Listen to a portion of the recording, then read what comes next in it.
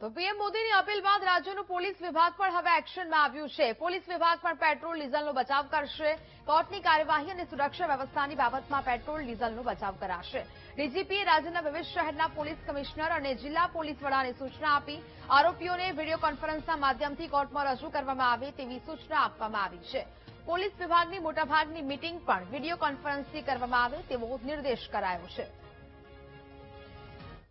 તમામ જિલ્લાના SP શ્રીઓને, range આઈજીસને અને જે શહેરોના જે કમિશનર ઓફ પોલીસને તમામને સૂચના આપવામાં આવેલી છે કે પોલીસ ખાતામાં જે રોજિંદા કામમાં સિક્યુરિટી, ઇન્વેસ્ટિગેશન અને લો એન્ડ ઓર્ડર પરિસ્થિતિની એ સિવાયમાં જ્યાં આપણે વાહનો યુઝ કરવામાં આવે છે અને કેવી રીતે આપણે કરકસર કરવાનો છે એ રીતે તમામ સૂચનાઓ અમ લોકોએ વિડીયો કોન્ફરન્સિંગ મારફતે આપવામાં આવેલી છે.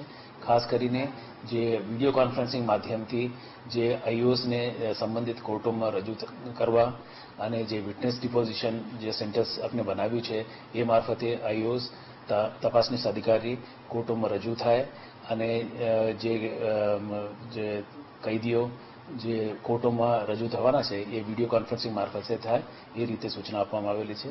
અને ભાર એમાં પણ મૂકવામાં આવ્યું છે કે જે મીટિંગ્સ છે જે જિલ્લા લેવલની હોય, રેન્જ લેવલની હોય અથવા હેડ ઓફિસ લેવલની હોય એ વર્ચ્યુઅલ મીટિંગ્સ થાય એ બાબતમાં પણ આપણે વ્યવસ્થિત રીતે સૂચના આપવામાં આવેલી છે.